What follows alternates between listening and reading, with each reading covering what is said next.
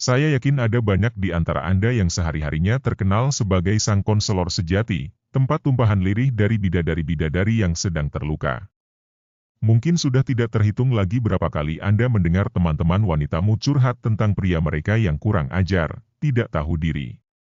Tentang prianya yang sudah berubah jauh dari ketika mereka jadian pertama kali.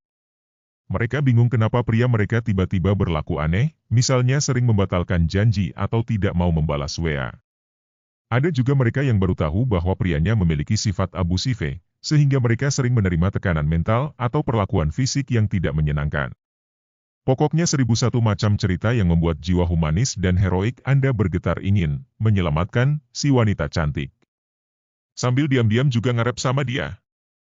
Tapi entah mengapa, tak peduli berapa banyak nasihat yang Anda beri, tentang kenapa pria itu seharusnya ditinggalkan, atau mengumpulkan bukti-bukti hubungan mereka tidak sehat, wanita itu tetap bersikeras untuk meneruskan hubungan dengannya.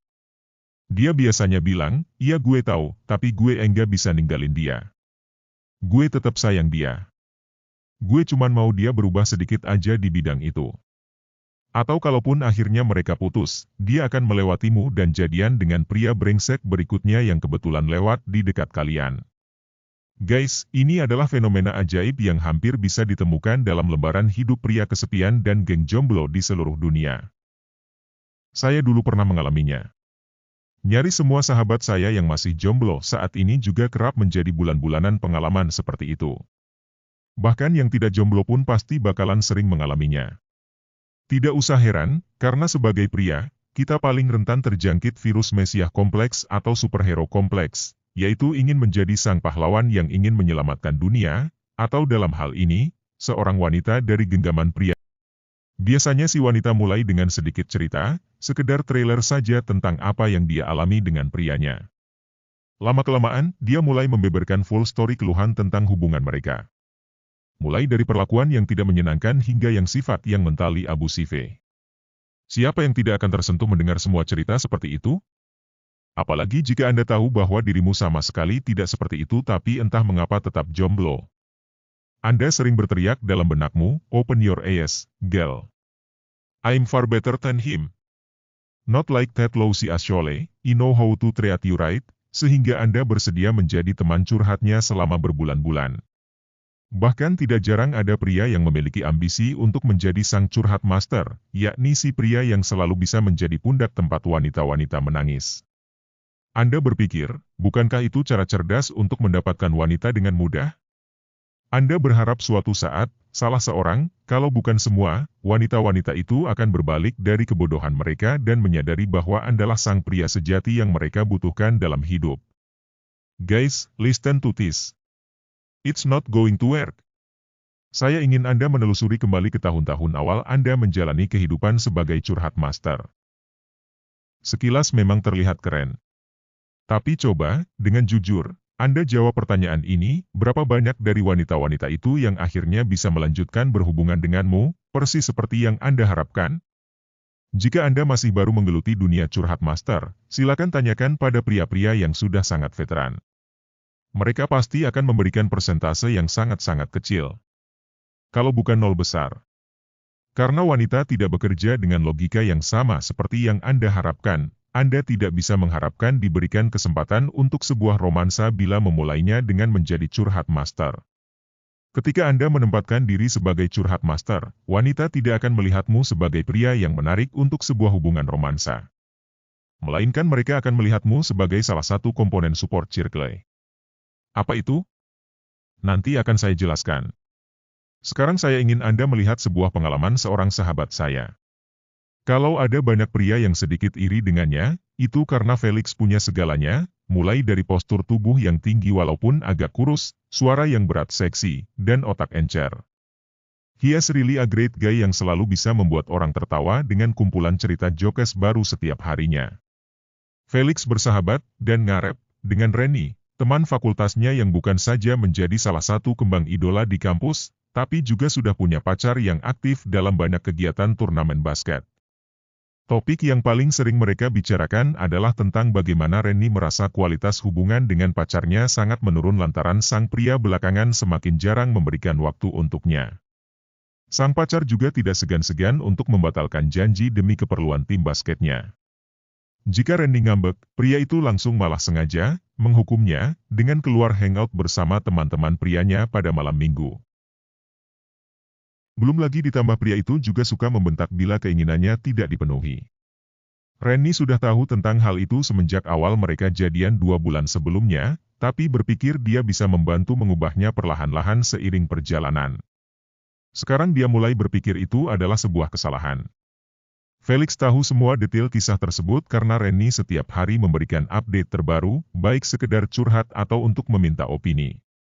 Status Randy sebagai salah satu wanita populer tidak memungkinkan banyak pria bisa mendapat akses dekat dengannya, boro-boro menjadi sahabat intim, TTM hingga akhirnya pacaran. Jika ada apa-apa, Felix pasti orang pertama yang ditemui oleh Randy. Felix tahu itu. Saya juga tahu. In fact, semua orang tahu itu. Bisa dibilang Felix termasuk pria yang sangat beruntung. Tapi benarkah begitu? Terakhir kali saya mendengar kabar tentang Randy, dia sedang asyik dengan pria barunya yang anak mobil, pacar ketiga setelah era sang pebasket itu. Di manakah Felix? Dia masih menjadi sahabat baik Randy, karena pria anak mobil itu, seperti para pendahulunya, juga memiliki kecenderungan sifat yang sama. Randy terus membutuhkan saran-saran Felix, kebijaksanaan Felix, dukungan Felix, Felix ini, Felix itu. Tapi hanya sampai situ saja. Felix tidak pernah bisa sedikit pun melangkah keluar batasan seorang sahabat curhat. Felix tidak pernah sedikit pun dianggap sebagai calon pacar yang potensial oleh Randy. Felix pernah beberapa kali mencoba mengungkitnya sambil pura-pura bercanda, tapi Randy selalu menepis permintaan, itu, biasa aja loh. Mana mau sih ama wanita yang selalu berantakan kayak gue, dengan bercanda juga. Felix tidak pernah mengerti mengapa semua hal itu terjadi. Saya sudah sering meminta Felix untuk berhenti jadi dukun curhat, membuang angan-angannya tentang Randy dan mulai mencari wanita baru dengan cara yang benar, tapi dia tidak mau melakukannya.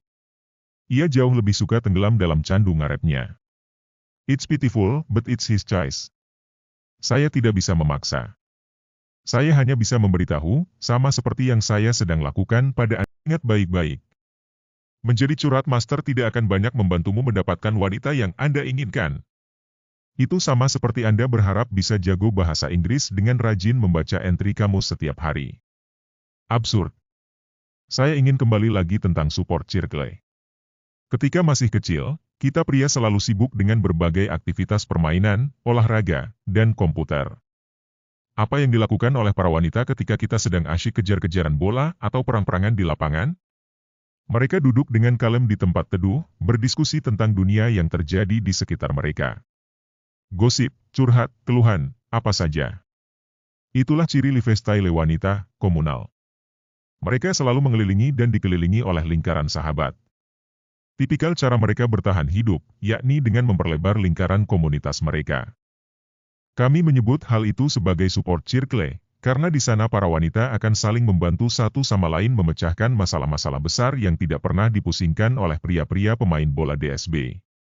Kadang kumpulan wanita demikian tidak lebih dari orang buta yang menuntun orang buta lainnya, tapi itu tidak jadi masalah karena mereka tidak mementingkan nilai salah atau benar, melainkan lebih pada rasa kebersamaan, dan yang terutama, grup simpati. Nah, apa yang terjadi jika Anda mengambil peran sebagai curhat master kepada seorang wanita? Dia akan otomatis mengenalimu sebagai penghuni baru dalam support circle. Karena selama ini support circle selalu beranggotakan wanita, jadi Anda juga akan diperlakukan layaknya seorang teman wanita. Jangan heran bila dia tidak pernah bisa melihat Anda sebagai pria yang potensial untuk romans. Anda bisa memiliki suasana yang sangat nyaman dan intim dengan wanita-wanita, mendengar cerita pribadi, bahkan melihat mereka menangis terseduh-seduh di pelukanmu. Tapi itu semua karena di indera mereka Anda memiliki aroma, seperti teman wanitanya. Bukan karena Anda spesial dibandingkan teman prianya yang lain, atau bahkan pacarnya yang berdebah itu. Bukan karena dia, jauh di dalam hatinya, tertarik dengan semua kebaikan dan kedewasaanmu dalam mendengarkan curhatannya. Juga bukan karena Anda satu-satunya orang yang bisa mengerti dia, sekalipun dia mengaku demikian, dan mampu menyelamatkan dia dari bahaya. Anda tidak sehebat itu, sobat. Kalaupun dia membutuhkan seseorang untuk menyelamatkan dia dari hubungan yang berbahaya, maka dia pasti mencari seseorang yang berbau pria banget. Curhat master jelas tidak memiliki bau itu. Jika Anda cukup berani untuk menyelidiki dengan seksama, Anda akan terkejut menemukan beberapa pria-pria lain yang tidak pernah dia ceritakan yang juga bermain sebagai curhat master juga persis sama sepertimu. Catat ini, wanita-wanita yang memiliki pria bermasalah pasti memiliki setidaknya 2 teman pria yang selalu menjadi tempat curhatnya. Mereka biasanya adalah pria-pria yang tidak menyadari keberadaan pria lainnya, menganggap dirinya spesial karena bisa menjadi sahabat intim, lalu berani menginvestasikan banyak tenaga, perhatian, bahkan juga uang agar suatu saat bisa mendapatkan sang wanita menjadi miliknya. Sekali lagi guys, it's not going to work. Apa yang harus Anda lakukan bila bertemu, or bahkan ngarep, dengan wanita demikian? Lupakan saja. Dia tidak layak untukmu. Anda hanya menjadi seorang dokter yang akan terus menangani masalah itu-itu saja. Wanita itu akan mendengar nasihatmu, mengangguk-angguk seolah sudah mengerti dan mengerti, lalu pergi dengan pria lain untuk beberapa lama sampai akhirnya dia kembali kepadamu dengan luka-luka yang persis sama.